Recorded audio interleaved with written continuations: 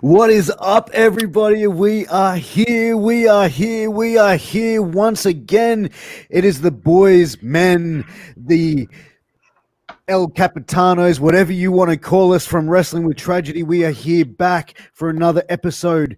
And guys, how is that entrance video that we got? Isn't it amazing? That music is from Cicada's band with their new hit single coming out, Restriction. You can check it out. It's going to be coming out very shortly. We'll be dropping a link in the description so you can go check out and support those guys. They're a local Aussie band, good friends of mine and good friends of the show. We're very lucky to have those guys providing us some dope-ass music and that dope video, which Angel arranged with his very, very good friend. But guys, we're going to go around, just introduce ourselves. My name is Piers Austin. Up above me here is the Kingpin, Angel Medina. Next to him is Kevin. His little arms. You see his little arms. Get the fuck out of here. The little T-Rex. Yes. Yeah. Look at me, man. I look like a fucking mini Mick Foley tonight, man. Except I've got a shorter hairline. Alligator arms. But next to him is Kevin Juan Stroman Rodriguez. Get these tacos. Yum, yum, yum, yum, yum, yum, yum, yum, yum. Gentlemen, how are we? How have we been? Angel, why do we let him talk? I don't know, man. We definitely have to keep him muted. But good morning, gentlemen. Good morning. Just wanted to give you guys a happy good morning. I'm half tired, so I'm got to get these juices flowing right now with this energy drink, which we're not sponsored by, but I'm just letting you guys know. Guys, just to let you know, we don't get paid for this. We all have day jobs, so whenever we do things like this, we have to wake up before we have to go to work. And it's currently 6:15 my time, Angel. That's 5:15 a.m. your time. It's called commitment. And it's 8:15 p.m. on a Saturday evening my time, so I feel like I really love fuck Australia. You need to be on our time and suffer the same fate. Guys, right before we get into this episode we have for you, we just want to take one quick second to plug two of our amazing sponsors. Yes. First of which being Myon Belts. Myon Belts is the premier belt maker in the world.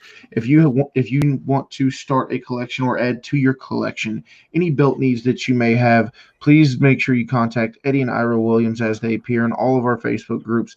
And if you can't find them, please reach out to one of us and we can get you in contact with them. Eddie has great customer service and payment plans as low as $20 a paycheck, guys.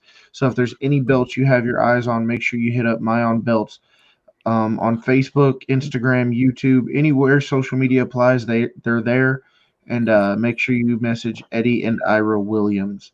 Also, guys, we would like to thank A-Rock Designs. This is my wife's custom business who makes all those cool wrestling cups you guys see floating around everywhere. If you want to get your hands on any custom merchandise, make sure you contact Ashley Rodriguez or myself. Once again, if you guys can't get a hold of me, these guys, unfortunately, have my number, my Facebook. We can get your orders taken care of. So thank you to both of our amazing sponsors. Guys, so we're going to get into it. Today's episode, as the description says, we're going to be talking about Chyna. So, Chyna is, the ninth wonder of the world. She was someone who broke barriers, who knocked down walls for women in the world of professional wrestling. And she did porn. She did, and we are going to be covering that off as well.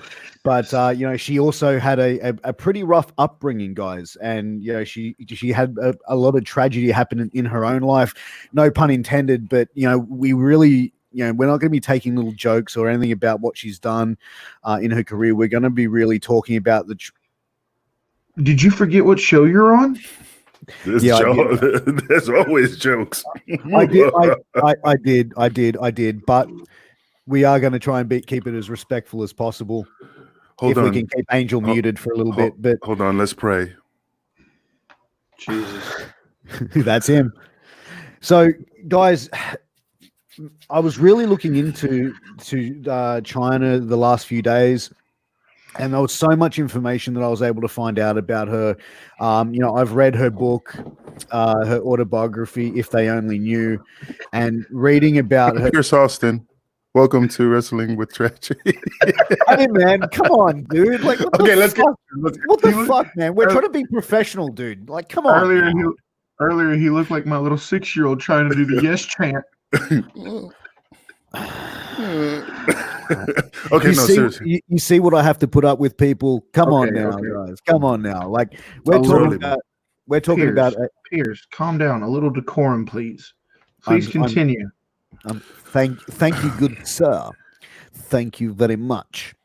So China, learning about her upbringing and learning about how her life growing up, she definitely didn't grow up in the best environment.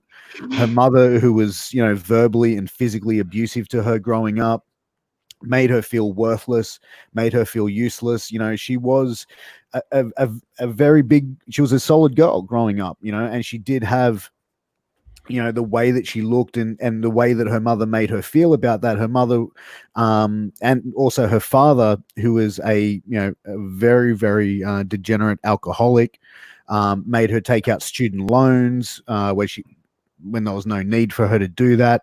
While her father wasn't emotionally as abusive as a mother, he was pretty much abusive in a different type of way. And for that, we're going to cover off those details, but Angel, look, you've been around the wrestling business for a long time. How many people that break into the wrestling business come from family backgrounds which might not necessarily be the best environment when they were growing up?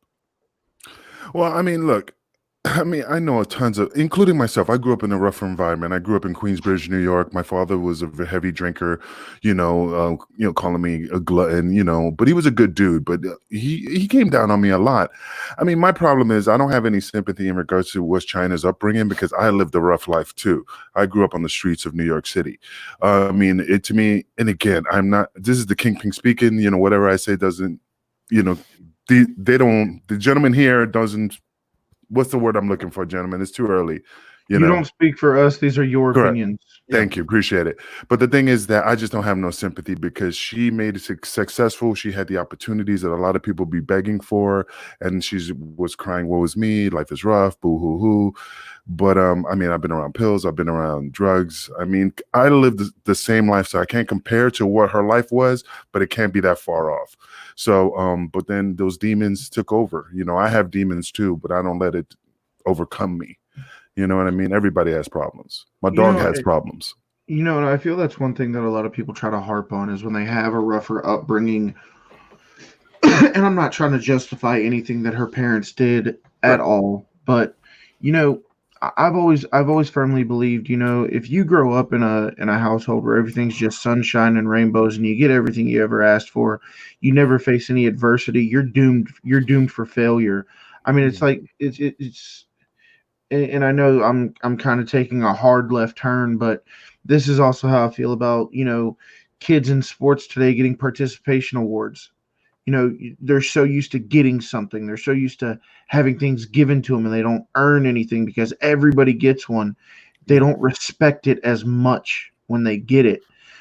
So like for her to be in a rougher upbringing, a rougher household, if she was in ideal conditions, if she was second, third, fourth, fifth generation where money was always great, everybody was so supportive.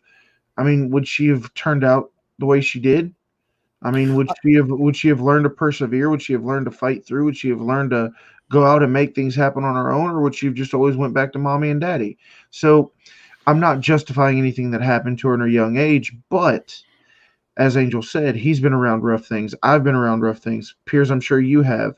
Yeah. For those of you who don't know, I served in the military, but before I went to the military, there are 14 members of my family in prison for drug-related things, for violence, for stuff like that. And there are 12 of my family members in the military. So it's like, which path was I going to take?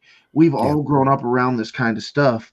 And once again, I can't stress this enough, not justifying any of it. I'm just saying, due to those hard times, it helps mold you into the person that you are and being mentally and physically tough and resilient and keep pushing through. So I understand we want to feel bad, but at some point you got to be thankful for that kind of stuff as well. And not to piggyback off of Kevin, but the thing is, he's right. My family, you should have seen the family reunions. Half for cops, half for criminals. I mean, it was Angel's both. And I'm both. But that's the thing. I mean, like I said, I had a path. I had a Yeah. path. I could have went to the drug side, the drug side, or the law enforcement side. But the thing is that I chose the right path. I persevered my demons, and broke the barriers of my family to not choose the wrong side. And God bless them. If they wanted to be the biggest next Scarface or, the Pablo Escobars, God bless them, man, but I just didn't want to live that lifestyle. I could have fell into that. Yeah. But again, I'm not trying to fall off track. I'm just saying that I feel sorry for her, but I can't give her 100% pity. Everybody always gives, oh man, poor, she had demons. You know what I mean? It's just, come on, man, I think you Absolutely. hit I think you both hit the nail on the head there. And I grew up in an area. Both my parents are great. However, I grew up in an area which is a pretty tough area, and a lot of guys that I knew growing up, they're either dead or in jail. And like I said, I could have gone down either one of those paths, but I decided to, not to. I tried to grow up at a very young age. I did some silly things. We all do, but it made me who the man I am today. In Chyna's case, though, as well, half a man. She's such a dick. In Chyna's case as well, she did suffer from demons, as you mentioned, Angel. She did have some mental health issues as well, and that's something that I don't want to discredit because, people with mental health, they struggle with these things on a day-to-day basis, and. But what is she struggling? That's the key thing, man. It reminds me of that. Hold on one sec. Sorry to interrupt, Kevin. But you mentioned, Kevin, if she was a second or third generation wrestler. If she was a second or third generation wrestler, she's still going to have those mental health issues. You know what I mean? It would have been the exact same path. Maybe it would have happened earlier because she had such a lot of money at her disposal. You can't say that. You cannot say that. Reid Flair, as an example. But they're two different people. I understand second, third generation have gone down that path. But when you take somebody from one lifestyle, you pluck them out of it, you put them into where does mental health come from? Yes, some of it is hereditary. You were born with some of it, but some of it develops over time through your struggles, through the things you go through. If she would have been put into a different lifestyle and given a whole different set of circumstances, who knows if that happens or not. But I was going to say something and you cut me off and I forgot what it was. Oh, you bring up mental health. In Angel, you had said something. Angel, what did you just say? I don't know, because Pierce interrupted. I mean, we were on a flow. You said something along the lines of why did she have those why did she have those demons and deal with that kind of stuff or something like that. But Oh, I was saying, like, what demons does she have? She's making all this money. She's living a good lifestyle. She made it to the top of your craft, and the only thing that's what I was saying, that she was just crying when she had everything. I wouldn't say she had everything. And Piers, if you cut me off again, I'm going to cut your feed. But anyway, it'd be shorter. I digress. Her dealing with these mental illnesses, and I think the reason it took such a toll on her, and Angel, you know this just as well as I do. When you're in a job like law enforcement, like when I was in the military, or I can't speak for pro wrestling, but Angel, you can. You want to be perceived as this tough guy, tough person. You can handle anything that comes your way. You don't want to let people know you're struggling. You don't want to let people know that there's things going on. You want to try to handle it yourself. You want to try to tackle these things yourself. And giving my history with mental illness and my friends who've had mental illness, the sooner you start talking about it and you let people in, the lot easier it is for you to cope with it. And that's a message for anybody watching. If you're going through something, if anything is weighing on your mind, I get it. I was that guy who wanted to hold things in. Don't be afraid to ask for help. Reach out to somebody close to you. Reach out to somebody you trust. And like Piers the other day, he had something going on. He called me and he's like, Kevin, I just need to scream at somebody. It's not about you, but I got to get it off my chest. He called me and he screamed at me for things I didn't even do. Don't be afraid to ask for help, guys. The funny thing is this, man. I mean, and again, when did this all start? I mean, from my point of view, everything was gravy when she was in WWE, but once she got booted, that's when it went downhill. I mean, my assumption from standing on the outside looking in, it was just it was the Stephanie, and that's just my opinion. The way I'm seeing it is that she was in love probably with Triple H, and shit went south. And once she got let go, she couldn't deal with it. I think another part of it, Angel, is being in the WWE, having that revenue coming in, having that paycheck coming in. She's used to this level of this level of living. She's used to this kind of lifestyle. But then you cut that revenue off and you have to come down to this level of lifestyle. She wanted to stay up here. Yeah. But she didn't have the financial means to support it, where she made up for that in other fields, which I'm sure we'll get into later. But Piers, you have the most notes on this. Please navigate this discussion, and But Angel I think, and I will chime in on the way. well, real quick, but see, I think during when she passed away in 2016, during that time frame, there was there was TNA, right, during that time, but there was nothing else. It was Japan, TNA, ROH.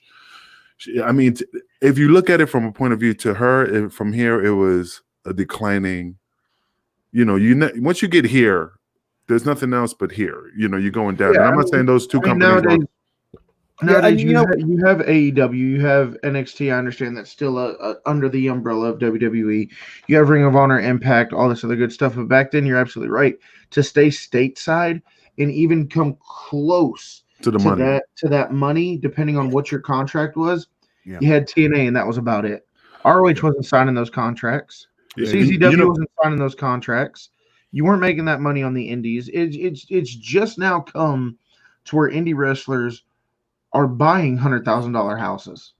And and I can understand from the level from here to here, because when I was a cop, somebody was like, "Hey, you look familiar," and I'm like, "Oh, yeah." And he goes, "Hey, were you wrestling?" And I said, "Yeah." And I'm in a uniform. I had the badge, I had the gun, making good money. And he looked at me with like this, like, what happened?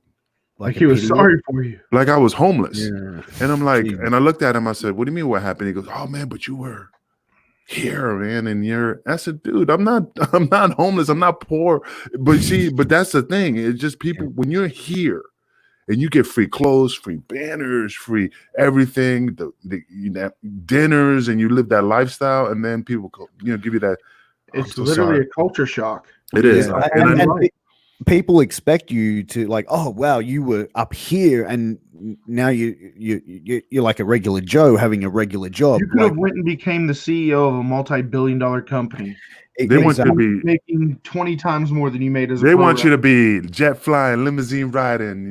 They want you to be like, with the having a hard time holding these alligators down, huh? Damn and right. You know what, Kevin? Angel, you mentioned the breakup with her and Triple H, Paul Levesque.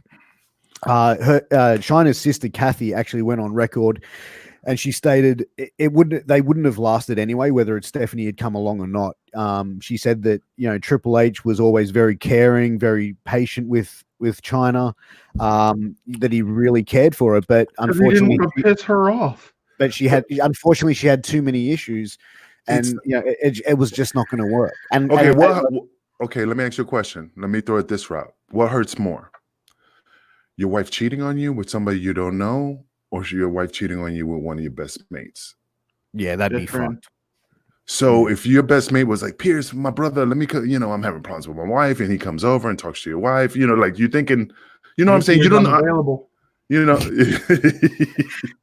But you know what I'm saying? Like, yeah. I think, and again, I don't know what happened back there, but if Stephanie's your boss and Stephanie's your friend, and again, I'm not saying that anything happened. I'm just looking at it from a different angle, and oh, she's my friend, she's my buddy, and then all of a sudden, boom, the hammer drops, and they're dating. Yeah, that's you're shitting in your own house. Well, even if nothing happened, even if they waited, it still looks suspect. Correct. She had her suspicions, and look, the story is like, and people have got their different opinions that Hunter didn't hook up with Stephanie until he was broken up with Chyna. Look, at the end of the day, the only people that are really going to know that is Triple H and Stephanie that are still alive. Well, let me give you some advice. Or anyone that saw the factual. Let me give you some simple advice. You don't shit where you eat. You don't date the talent. You don't go into that gene pool, because the fact is that's when your pride gets hurt. Because if we're all in the same company and I'm dating one girl and she jumps to Pierce or Kevin, I'm gonna get mad, and I got to see that bitch every day, You know what I mean? No, I don't do that. No, Never done that. we still see that in wrestling today. I mean, Don't do it. Look at Penelope Ford. She was dating Joey Janela. She's now engaged to Kip Sabian. All three people are in AEW. They have to see each other every single day. And you know what I will whisper in his ear? How's my dick taste? And probably the most notable, we had the Edge, Lita, and Matt Hardy thing going on. And look how hard that was on, especially working a program. It's a massive head fuck. And you look at that, and you look at what obviously you have to give sympathy to Chyna in some certain way, but from the stories that have look. Really? Look, I think you have to on some degree. You do. You have to show some sort of sympathy and empathy. Put yourself in that situation, Angel. I have been. That's the exact point I'm trying to make. Is I understand she had these mental health issues. She was fighting her inner demons. She had a hard upbringing. I get it. Same song and dance I've heard a million times. I hear this every day as a police officer, and there's still very successful people who go through this stuff. And do me a favor, raise your hand if you've never been cheated on. That's what I thought. Yeah. So, no, man. Look, fair point. I'm just saying it from a different aspect. Like I'm just giving it from another perspective, guys. So I get it. Yeah. But the thing that makes this show great is, like we've said since episode 1, we're not always going to agree. Our viewers are able to. At some point, one of us is going to hit every avenue.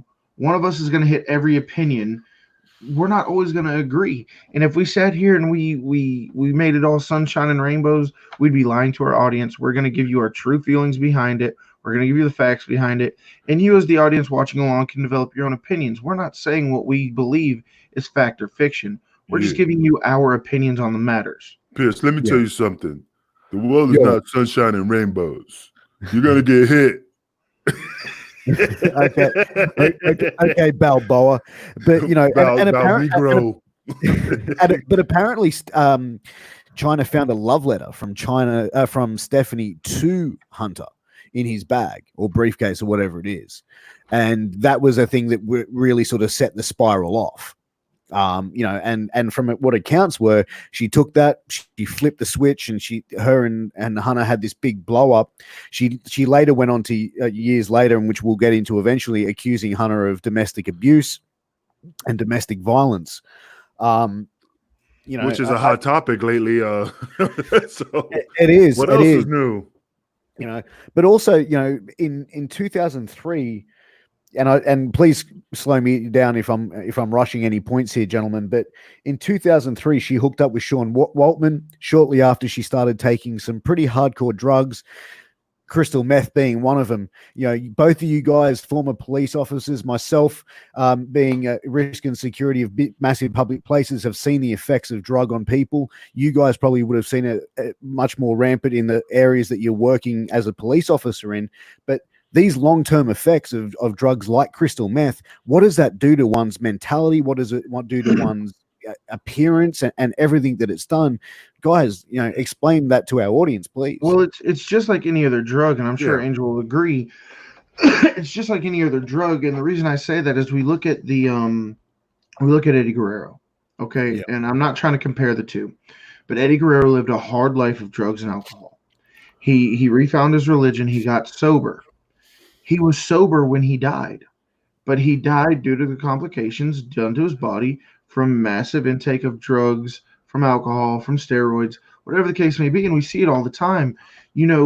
People get into these drugs, and it really takes a massive effect on their life. And then they realize they're going down the wrong road.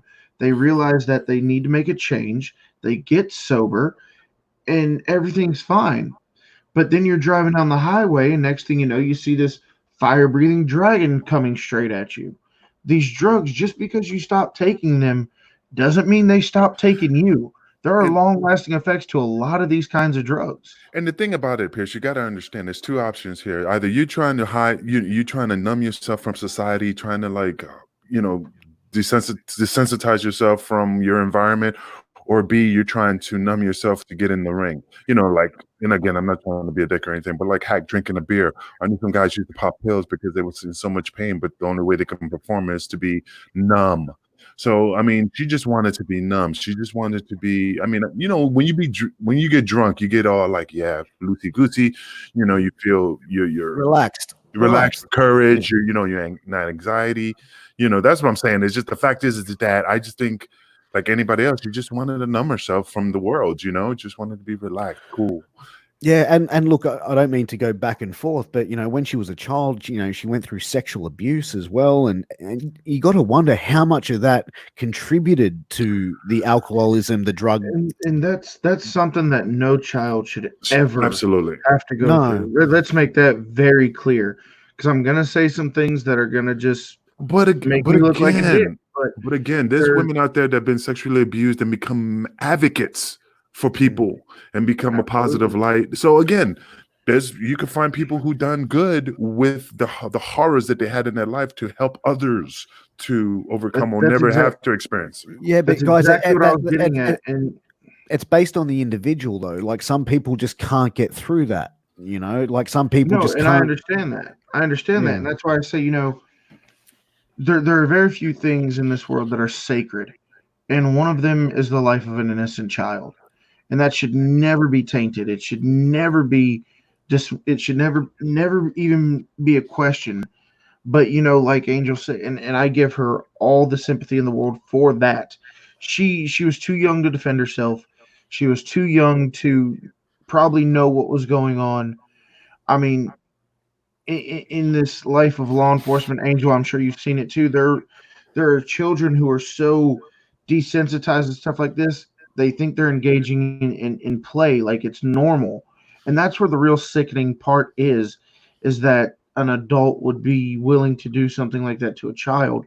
So I don't want to take away anything from that. That is a massive, massive thing to try to get absolutely. Over. Yeah, no, that is traumatizing like hell. And we're all on agreement on that. There's no argument with that. There are always avenues of help. And like I said in the beginning, you have to be willing to ask for that kind of help. I understand by the time she's able to ask for help, maybe she thinks it's normal, maybe she thinks she's too far gone, whatever the case may be. But and I'm not trying to make light of this at all, but it's statistically proven 8 out of 10 women have been sexually abused in their life. And I think it's like right around 6 out of 10 men, somewhere around there. Happens all the time. It's absolutely disgusting. I'm not justifying it or desensitizing it at all. It's fucking disgusting. But there are avenues to get help. If you don't get that help, I'm not saying it's on you because it's not your fault, but that help is available to everybody. Yeah, and you have to be willing to get that help. And yes, and that's the biggest mountain people have to get over. You have to be willing. And you have to really see the light at the end of the tunnel to be able to want to get through that battle. And obviously with Chyna, having to go to work in a place where she was seeing her ex partner with a new partner, putting into consideration all the past abuse that she's had in her life, from whether it be family, whether it be sexual abuse or mental abuse or physical abuse. Her mental state really started to decline when the WWE tried to deteriorate more than deteriorate. My apology. No, I mean, I'm just using that. To me, that's how I see it. And Piers, before you go on, can I just say one thing before we get too far off topic? The statement I just previously made, we have to be willing to get help. I understand we live in a much different time now where help is a lot more accessible, a lot more sensitive, and a lot more secret kept. Back in the day, I understand we didn't have these kind of advances. You go to somebody in confidence trying to get help, and you don't know if it's going to stay secret or not. You don't want that out there. But also, Angel, I see this all the time, and I'm sure you did as well.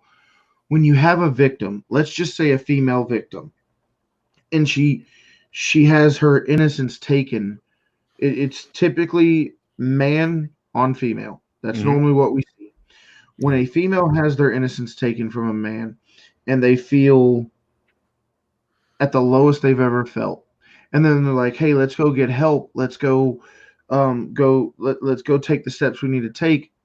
You know, when you go and you get this help, if the person you're going to is a man, you've already developed this sense of non-trust for a man. Yeah. Thankfully, now we have these advances to where women can talk to other women and feel safer. I understand back in the day it wasn't always that way. And one of the biggest things when something like this happens is getting a rape kit done. You've just went through such a traumatic event. In order to have that done mentally, you have to relive all of that. So I understand why people don't get help, but the help is out there. Yeah, and you said it spot on. And as I was saying before, Kevin made that really good point. Obviously, as Angel was saying, and as we were saying, her health just started to deteriorate, or mental health started to deteriorate, where she was even saying to WWE, "You want to re-sign me? $1 million per year, baby." And at the time, that was like rock money, that was like stone cold money, and WWE were like, "Nah, pass on that." And then once she left, that's when she really started to spiral downhill.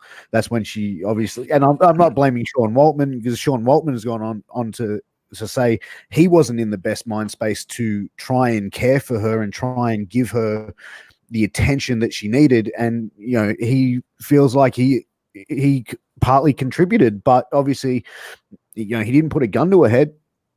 He didn't make her do it. But yeah, and the last thing I want is this to turn into an episode where we just bash or focus on the negative. Chyna did a lot of amazing things for pro wrestling. Like you said, she was the ninth wonder of the world. She really broke down a lot of walls for female wrestlers, whether you agree with them or whether you don't. I'm just saying facts. She was the first female to hold the Intercontinental Championship. Yeah. She was in the Men's Royal Rumble. She really led the charge with these intergender matches that we see today. Oh, absolutely, man. She was wrestling the men back before this was even a thing, and I have a very strong opinion on intergender matches, but that's not what we're talking about right now. But just to go through the hard time she did, to have the mental illness she did, you're going to do that every time, aren't you? Hard times. Hard times. to go through everything she did, to have the mental illness, to have everything she had going on, the drugs, the alcohol, all of that stuff, and still have the wherewithal about her to break down the walls she did and make the impact she did on pro wrestling. And regardless of how you feel about her, you cannot deny that woman's accomplishments. And absolutely, you can't take away, all the stuff that she accomplished. I mean, like I said, there's a list of things she has done, and she was great. She looked great. She was physically, massive, awesome. It's just that, without Chyna, do we have a Tessa Blanchard world champion today? Nope. Without Chyna, did we have Sexy Star winning the Lucha Underground Championship? Nope. But yeah, I mean, she was on the front. She started it all. She was the one. I commend her for all the things she has done. It's just that I think it was just pulled from under her very quick, and she wasn't expecting to be treated that way and out the door. Because who are you going to take? If I was owner of a company, I'm going to take my daughter's side or my son's side before I take Pierce's or Kevin's side. And I think that's. Let me ask you this, Angel, as somebody who is in the business. And I've seen this a lot in the military. When you take somebody who had a rougher upbringing, somebody who wasn't used to making a lot of money, and then they get on this platform where they are making a decent, consistent paycheck, that's got to be a shock in itself. And the reason I say, when I was in the military, we got a lot of people who, couldn't find other jobs. So they went to the military as a last resort. And now they have that constant, steady paycheck coming in. And you see privates in the military. And if any of our viewers are watching in your military, you know what I'm about to say is 100% fact. You get these privates in the military day one out of boot camp, and they go buy a Camaro. They go buy a Hellcat. They go buy a Challenger. They just can't wait to blow that money. Yeah. They're not smart. They're stupid little privates. Did you experience that with a lot of wrestlers, when they break into the business and they finally get that steady paycheck, and then they start doing all this crazy stuff with it? Oh, but way before that, I mean, even Johnny Rods told me the same thing. Like guys who, like Hercules Hernandez and all these guys buying Cadillacs every damn time and all this ring and coke, thinking the money was always going to be there. and then at the end of their career, they're living in the back of a gym in Florida. I mean, this is just the norm. I mean, a lot of guys never knew how to handle their money or, put it away or invest it for that emergency, and that's the problem. I never was making that type of money to blow on very extravagant things, but I'm very But he like, invested it in this awesome podcast. there you go. There you go. But I could afford, I mean, it doesn't put a hurt on my bank account. I don't go crazy and buy the high tech things like Pierce does, because that Aussie money is flowing out his ass like it's going out of style. But the thing is that, yeah, I've seen a lot of guys buy a lot of crazy shit. And I'm like, dude, what if you don't make any more money? No, I'm good, brother. I'm good. That's all I keep hearing. That's just one of the things I really wanted to focus on, because Piers, you brought up how rough her upbringing was, and we've already said our opinions on that. I don't want to beat a dead horse, but when you come from that lifestyle and you find yourself making X amount of dollars a year, every paycheck, every 2 weeks, every month, whatever the case may be, a lot of people from that kind of lifestyle don't know how to handle it. They don't know how to spend money wisely, which is why you see them buying $100,000 house when they're making $20,000 a year, when they're buying drugs in massive amounts, when they're doing all this crazy stuff. And I think that had a lot to contribute to it, is she wasn't used to the lifestyle that she was given, or I say given, but you know what I mean. The lifestyle she found herself in, she wasn't used to it. She didn't know how to handle it.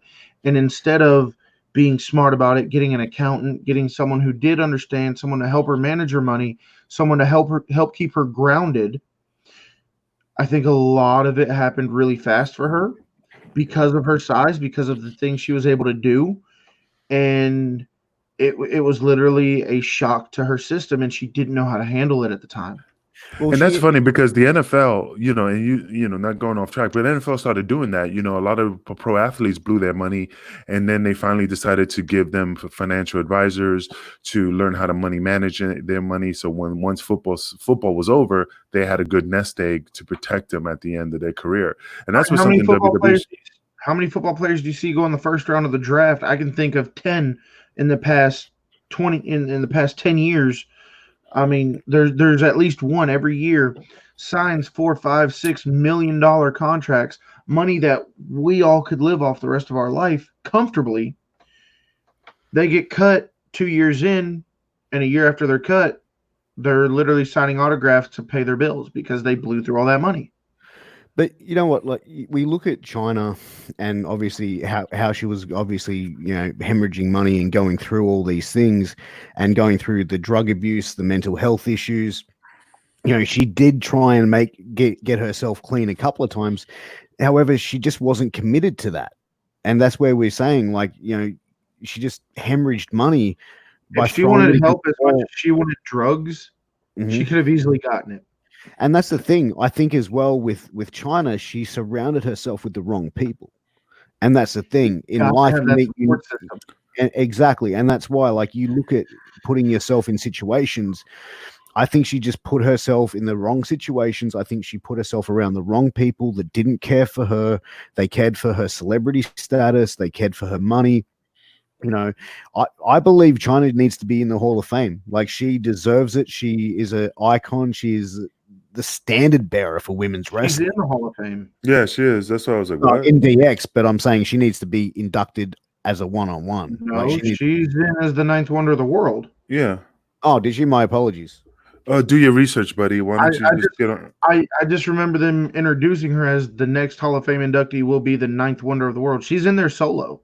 I think the DX members, was Chyna inducted as DX? Yeah, she was. She's inducted. She's in there twice. Yep. She's in there. Okay. And she most definitely deserves it. Like I said, I feel a certain way about intergender matches. I do, because I'm an old school wrestling fan. But there's clearly a market for it. Whether I like it or whether I don't, that's neither here nor there. And she really led the charge on these intergender matches. She really led the charge on, like I said, she was the first woman. I mean, unless one happened way back when, but she's the first one on mainstream television to win a men's championship. And now you have Tessa Blanchard, the Impact World Champion. You had Sexy Star win the Lucha Underground title. You've had all these other women go on to wrestle men and win championships. And you cannot discredit, you cannot argue with the fact that if Chyna didn't set that trend, maybe it happens, maybe it doesn't, but she definitely started it. And I was Yeah, just looking up some information here. I mean, sorry, that's what I was paying. It shows that, and again, I'm not going off what the internet says, but they said during the time of her death, she was valued at 1.5 million. But then I saw that it states somewhere else that she only had 500,000. So I was trying to figure out how much she made during her WWE career and what she ended up with when time of her death. Was she broke? Was she, at a certain point? So Well, I think one thing that happens with that, and Angel, you know this just as well as get your anybody. fingers out of your nose, Pierce. I scratched the side of my nose. There was no If you- fingers in my nose. Somebody's net worth does not mean that's how much they have. That's how much they have in equity, how much their home is worth, how much their cars are worth. So yeah, she could have, if she was valued at 500,000, she could have sold some stuff, but that probably would have went to drug money. Yeah. But yeah, net worth doesn't always mean how much money they have. Yeah, I know. I'm just trying to figure out which, like how much she really had during the time in WWE to the time she died, and see what that. And I'm not going to say any names because I don't want to throw anybody under the bus, but I recently interviewed a former professional wrestler whose net worth is $5 million. But I did my sponsor plug for my own belts, and he was asking for a free my own belt because he couldn't afford to pay for it. I'm like, dude, your net worth is like $5 million. But then I did a little more research on what net worth really is, and it's not how much money you got. How much? It's how much you're worth in assets and equity and all that other good stuff. I mean, look, going back into Chyna and everyone, no one thought she was going to be able to go and get herself over as much as she did. Vince and JR both went on the record to say they were like, nope, no way in the world that it's going to be believable. No one's going to want to work with her. No one's going to want to put her over. No one's going to want to bump for her. And and that was a time in the 90s, when the Attitude Era was just coming into effect. It was running rampant. In the mid to late 90s. And then, you look at guys like Mark Henry being eliminated from the Royal Rumble by her. Jeff Jarrett was eliminated by Beth Phoenix. Exactly. But it just goes to show that these guys understand that they can do something like that for a female performer, and it's not going to affect their brand. It's not going to affect how people look at them. I mean, at the end of the day, Mark Henry is still a Hall of Famer. He's still, the strongest man in the world. But you can make it look believable. And Chyna going in there against men, she was a big, big woman, and it was believable. You know what I mean? I would not say that for all women. Yes, it's believable for Chyna because of the way she was built. It's believable to a certain extent with Beth Phoenix because Beth Phoenix has always been a powerhouse of a woman. But like I said, I have my own feelings on intergender wrestling. I don't believe for 1 second, not even a single thread of me believes that Tessa Blanchard should have pinned Brian Cage clean for the number 1 contendership. It all depends on who the female is. I think Chyna was believable for what she did. I think some things about Beth Phoenix can be believed. I believe Nicole Bass, Becca Swanson, these are like massive powerhouse power lifters and just beasts. If Awesome Kong were to challenge, a Kofi Kingston for the WWE title, I could believe that. She's a bigger, stronger female. However, you put Awesome Kong in there with Brock Lesnar, not going to believe it for a second. Yeah, Bailey versus Brock Lesnar. The matching has to be right. And that's the thing. Chyna was believable. Chyna would be able to get in there and look at someone like a Jeff Jarrett eye to eye and be similar type of build, similar type. Probably she was a little bit bigger than Jericho back then as well, and she was probably a little maybe on par with Jeff Jarrett, maybe a little bit bigger, give or take a few pounds. But in 2005, did you guys know that she had a domestic abuse altercation when she was with Sean Waltman, where she beat the shit out of him in front of his kid? Yeah. Mm-hmm. I remember that. Imagine being that dude. It's like, please stop hitting me, baby. Fuck, the kids are, you know what I mean? Like, as a man, how would you feel about that? Like, a woman beating the shit out of you. Man, I would have went in the shower with my rosaries like, ¿por qué, Jesús? ¿Por qué? How humiliating would that be for you as a man to be beat down? I would turn in my man's card. You know, I would have done intergender matches in Australia. Just like I would have been the oh my god, Bruce Jenner. Fucking Look, domestic violence is a whole nother topic. yeah. And we're not trying to make light of it. It's just, you know, this is a our much show. more touchy topic. But, we also saw her on the Surreal Life where she went into there, and to me, I remember watching the Surreal Life and just seeing where she had, I don't want to say fall from grace, but she went from being a top performer in WWE into the Surreal Life where, you know, I believe that show portrayed her, and I'm not sure if that's exactly how she was back then, but that show portrayed her to be a drunk who was off her fucking dial 99.9% of the time. And it made Sean Waltman appear the same way when he made an appearance on that show where, you know, he was like trying to get into the house, trying to talk to I remember that. holding him back. Like it was just nuts. Like these are two guys, like a guy and a woman who were at the top pinnacle of sports entertainment, professional wrestling, whatever label you want to put on it.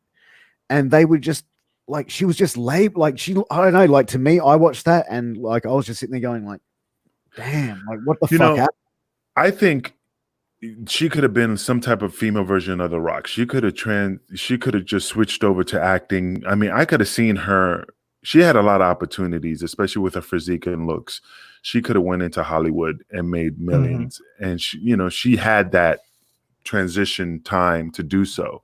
She just didn't think she could do it. I don't know, but I could see her in Hollywood doing these awesome movies, and you know, during that time, you know, so she could have made her money. She could have had a career after wrestling, after WWE, and never got back in another ring, never taken another bump, and gone to Hollywood. But she fell into the other spectrum. I'm agreeing with you. That's what I'm saying. Oh, thank you. I just thought Angel's microphone had an echo or something. Shut the fuck up and let me speak finally. Jesus. Sorry, such an angry little elf. Hey, you want to see something? But this is my man card. Look how big. It's almost as big as Pierce. I'm 100% in agreeing that she could have gone had another bump in her life, but she fell to the way of narcotics, alcohol abuse, and you know she was missing casting calls to, you know, auditions, everything like that. And you know, she even went to rehab at one time, which I found out. She went to rehab, sat there for 5 minutes, literally stood up, went, "Fuck this shit," and walked out the door. You know what I mean? She wasn't prepared for that help. There's an old saying, and I see this every day as a law enforcement officer. You can spend all day forcing a horse to the river. You can't make him drink. And, you know, all jokes aside, let me give you a little story. When ECW folded after Puerto Rico, you know, I ended up in Kansas. Of course, everybody knows that. And I was working in Sears, stocking shelves, putting tools up. Man, you know how many times in my life... Did they make you wear an apron? I did have to wear an apron. You know, with a fucking flannel shirt with the sleeves rolled up. He's just sitting there putting hammers on these mother... if they knew what I did with these hammers back in the day, my manager wouldn't be... He gonna give me that 30-minute lunch break. With the thoughts that ran through my mind, you know, I mean, seriously, there was times I was like, this is it? This is where my life ended up, from the king of the streets to the streets. You know what I mean? So, you know, see, but again, you know, yeah, there's many times I wanted to eat my gun and stuff like that. I mean, yeah, everybody thinks about it, you know, but it takes more courage to push forward. But you had that mental toughness to see that you were here. Now you're here. You don't want to be here. So you're going to do what you have to do to get yourself where you need to go. Yeah. And that's the thing a lot of people struggle with, is they don't have that mental toughness. And that's one of the biggest knocks I have on pro wrestling. Pro wrestling will write you into these storylines to make you feel like such a superhuman, superhero type thing. They put you on this pedestal, they put you over, and you really get this thought behind you like, I can handle anything. And then when you get smacked with some real life shit, some stuff where nobody's coming with a pen and a paper to write your new life out for you, and you have to make the decisions on your own, You're so used to having people tell you what to do, when to do it, how to do it, what to say, how to say it, and all this other stuff. When you're faced with real life situations like that, Angel, they Kevin, struggle with it. And it's funny. I agree with you. I mean, when you were talking about, that's why I don't understand like mental toughness. When my daughter was again doing t-ball and stuff like that, and when she lost, and that team lost all the time. I have more trophies for losing, and but the funny thing, but I went to the coach, and you're right. The coach was like, I said, why my daughters teach her how to lose with pride. Teach her, to overcome adversity when you lose. That's where that mental toughness comes from. Yeah, giving her a trophy, it doesn't show to overcome anything. I still have them. I should bring them up here like this. I'm on my soapbox right now, and I know there's a lot of Karens out there who are really mad right now that we're talking about participation trophies. Untighten your butt. It'll be okay.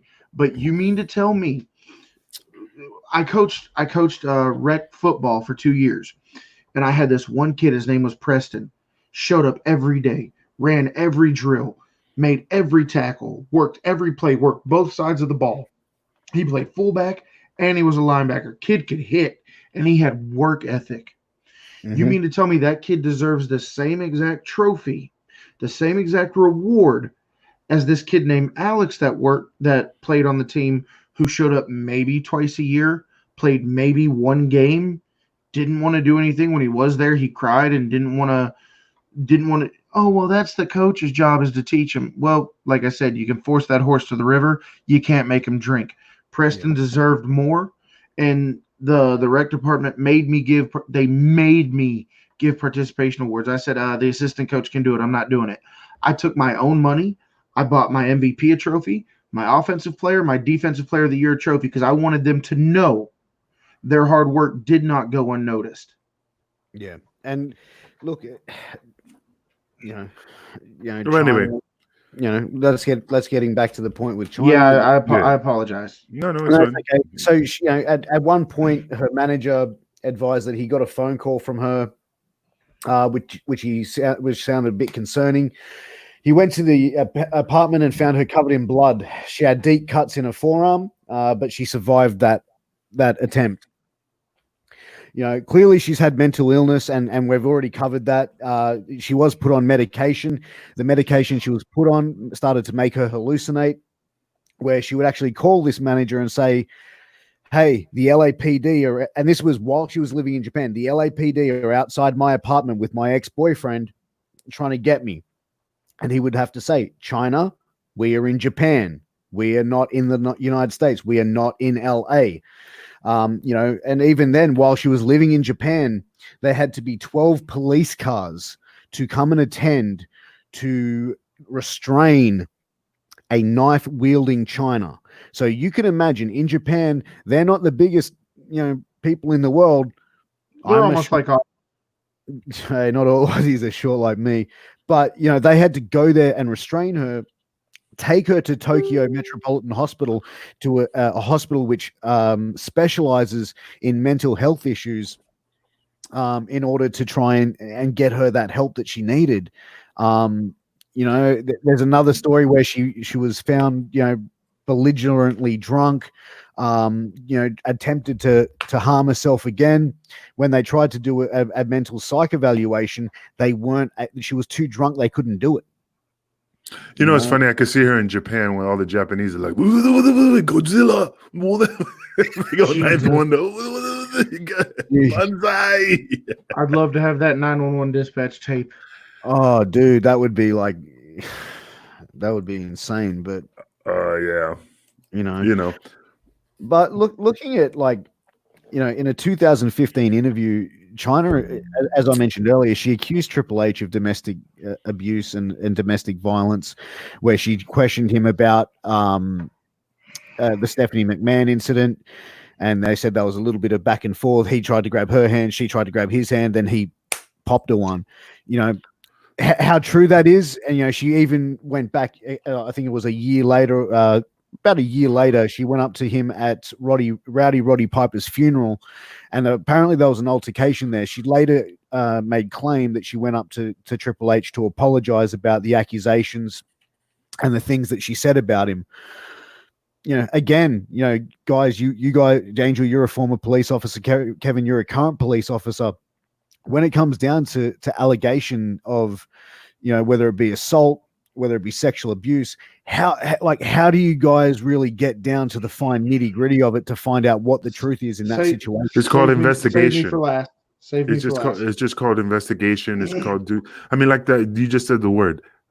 You just said that allegation. I mean, we have to look into the matter before we start hooking and booking or pointing fingers. That's the sad thing about today's time, where people make these allegations and all of a sudden, regardless if it's true or not, or if it's not, they still start firing motherfuckers left and right and not doing their due diligence to look into the matter to make sure that these allegations are right or anything. But again, it's just it's sad, but again, that's just my soapbox. I just don't want to veer off that top. Let Kevin chime in. He's good at this shit. This really hits home for me, guys, because I see it every day.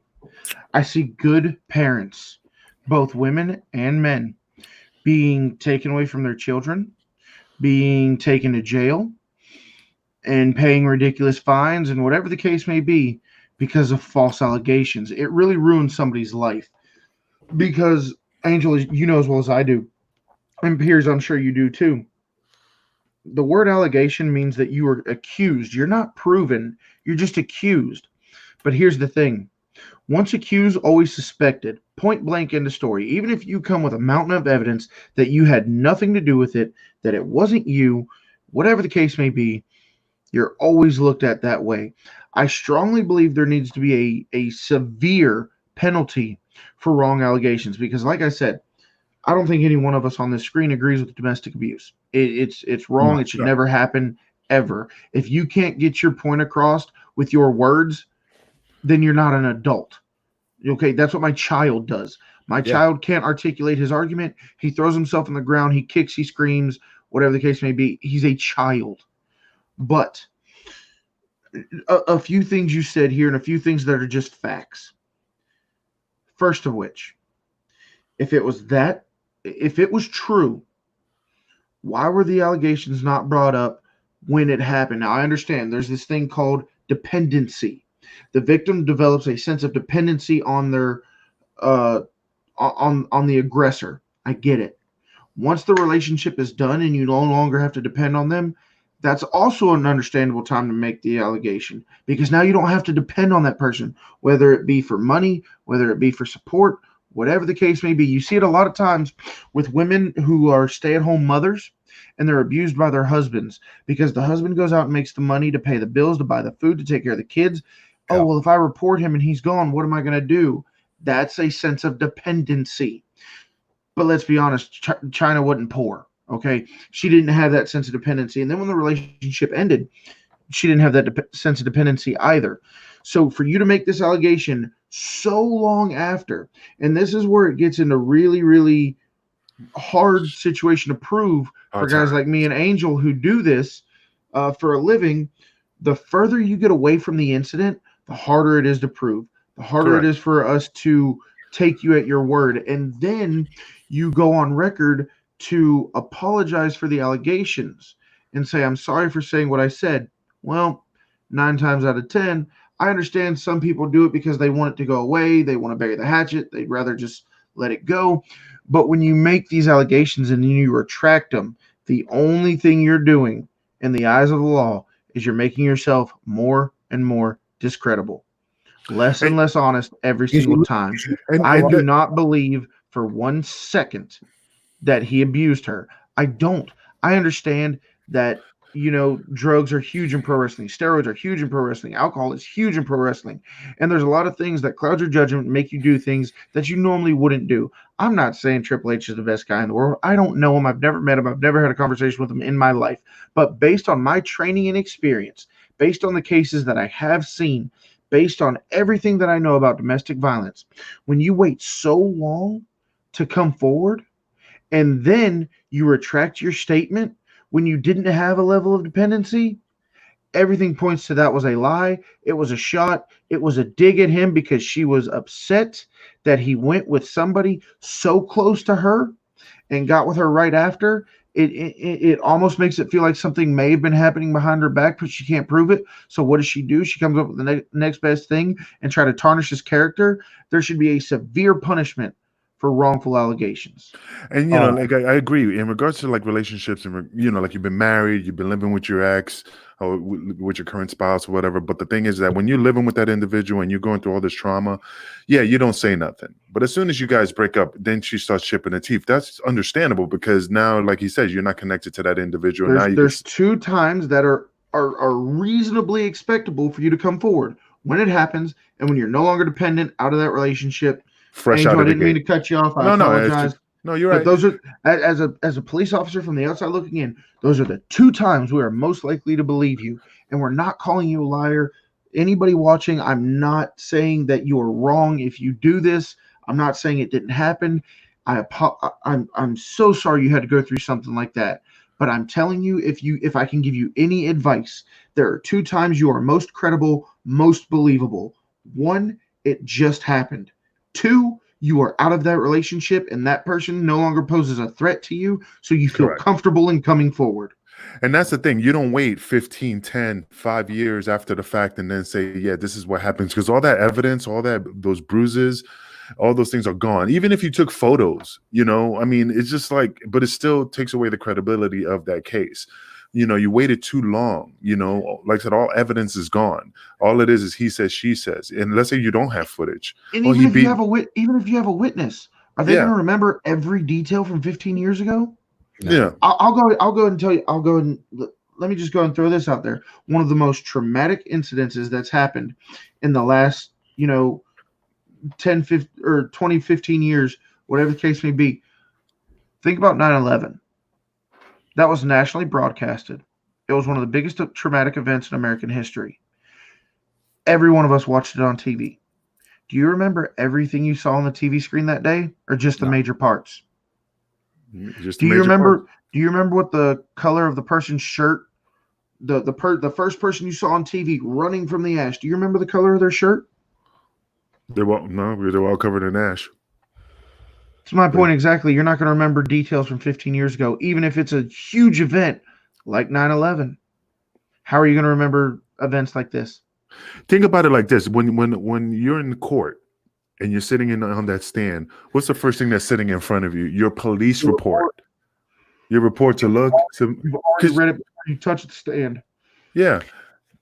Because you don't remember everything and you want to make sure you hit those points because you don't want to veer off your report. So you look at your report to make sure, was he wearing a blue shirt? Those minor details are the difference between somebody who deserves to go to jail for a long time going to jail and walking free.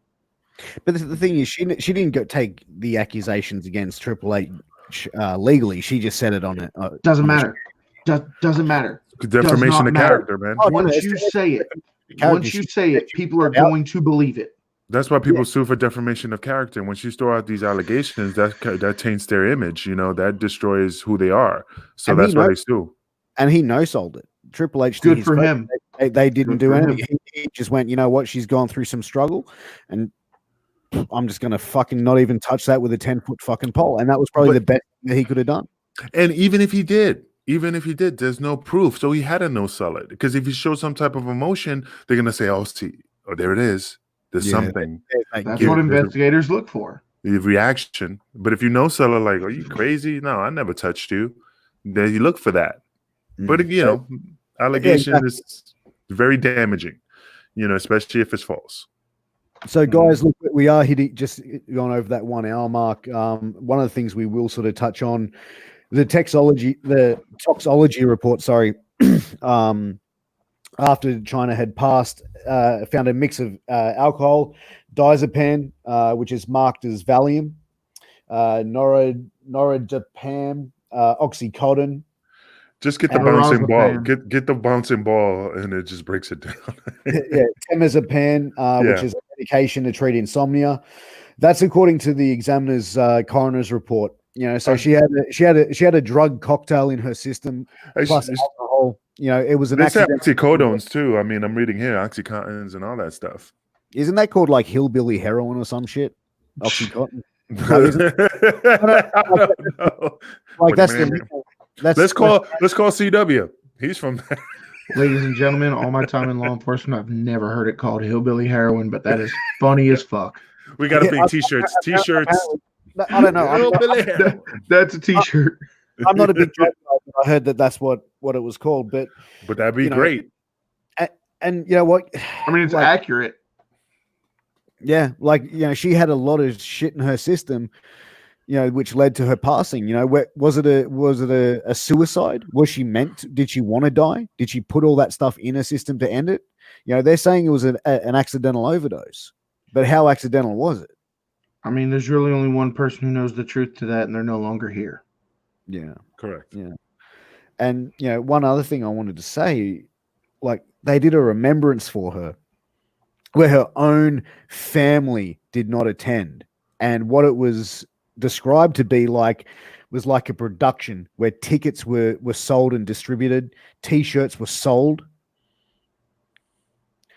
As I said, the only people that went there besides Sean Waltman, WWE did not send any representation down to that. The only wrestlers that were in attendance besides Waltman were Melina and RVD, because they lived in that LA area. And I just feel that Chyna has never been given the proper send-off, the proper respect. For many years, Chyna was a dirty word in WWE. And but you have to realize all the amazing things she did. I mean, there's a lot of like look at it like this, Piers. I mean, if I went and I cured cancer, and I came up with huge technological advances in medical science, I've contributed such amazing things to the world. But every time you've seen me, all I did was just punch you in the face as hard as I possibly could. Every time I saw you, would you really come to my funeral? Probably not. Nope. And that's the thing, did she have this massive ego and people just didn't give a shit about her? But man, I would love to see you come to my funeral, Pierce. It'd be like a little boy looking over the counter in the candy store. Hey, Angel. Farewell, buddy. What the fuck's wrong with you guys today? Seriously. Because it's early, woke us man. up at 5 and 6 in the morning. What is it? Fucking shit on Pierce fucking day. Damn. Good morning, Vietnam. But yeah, guys, look, it's still her passing was a tragedy at 46 years of age. Guys, way too young to be taken from us, and she's definitely someone who had a hard life. We agree on some things, we don't agree on other things in relation to this. My final statement, then I'll head it back up to Kevin, and he can head it to Angel to wrap things up. I think Chyna, as I said before, she surrounded herself with the wrong people. She was someone that wanted to be loved, who looked for love, and thought she found it with people that weren't the right people, that didn't love her. And she didn't really get what she was looking for, and she surrounded herself with toxic people, and that didn't do her any favors. Kevin? I agree with a lot of what you said, Piers. My final statements on Chyna is I honestly believe she was a product of, one more time, Angel, hard times. Hard times. She was a product of hard times, a bad situation. She had a rough upbringing, and she found herself in the spotlight. She found herself doing things that no other woman had done before her. She found herself making a lot of good money.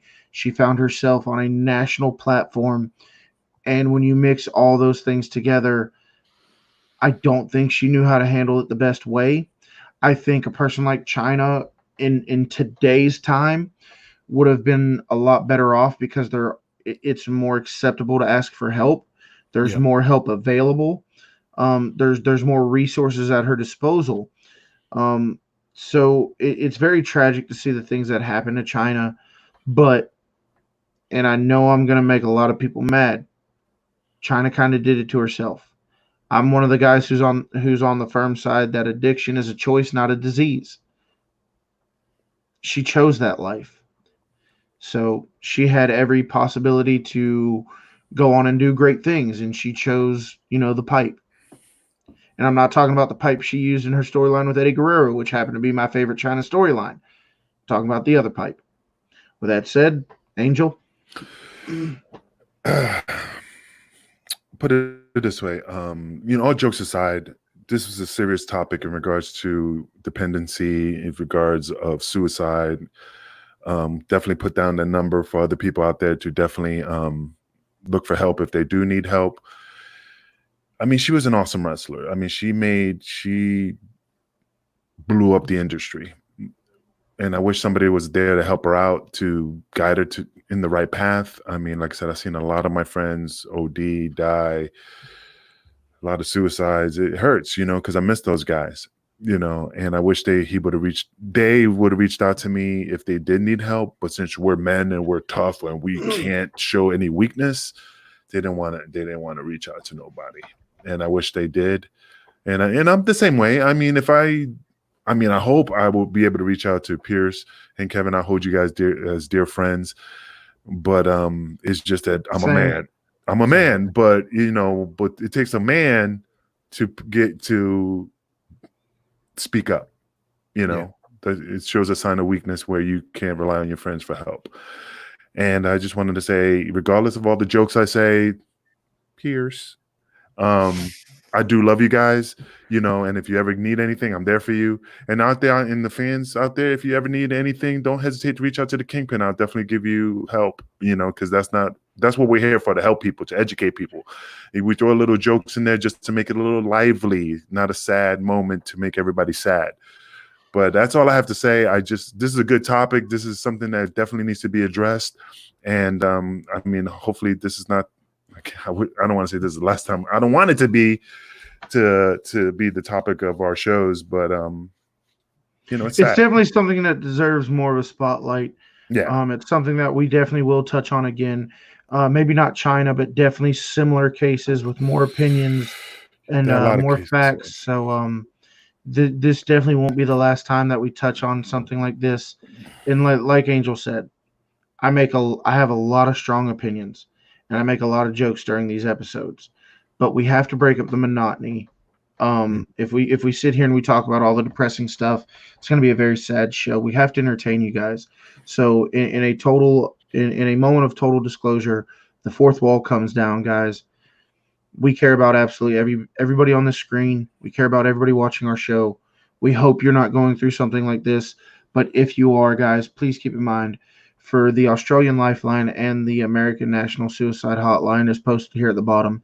If you or anybody you know is going through a hard time or need somebody to talk to, please feel free to use the resources at your disposal. And I know I speak for everybody on here. You can find us on all forms of social media. We would rather talk to you and have that conversation with you, even if we don't know you, than for you to do something very rash. And you know what? Just let me add on that.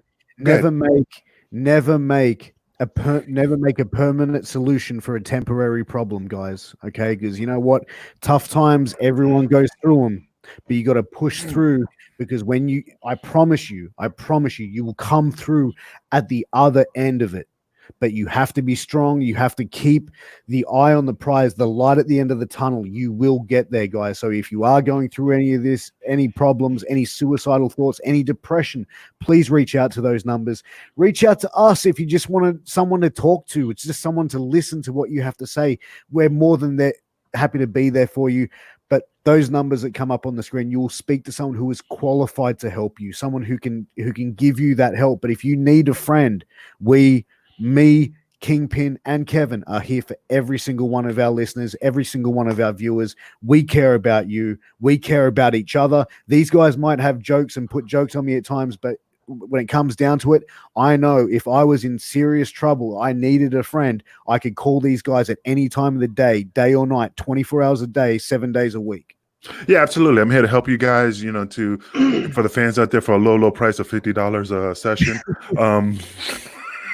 And he's back, guys. Such a dick. I mean, if I'm not charging to do interviews like some wrestlers out there. What the fuck? So let me make some money. Hard times, baby. Hard times.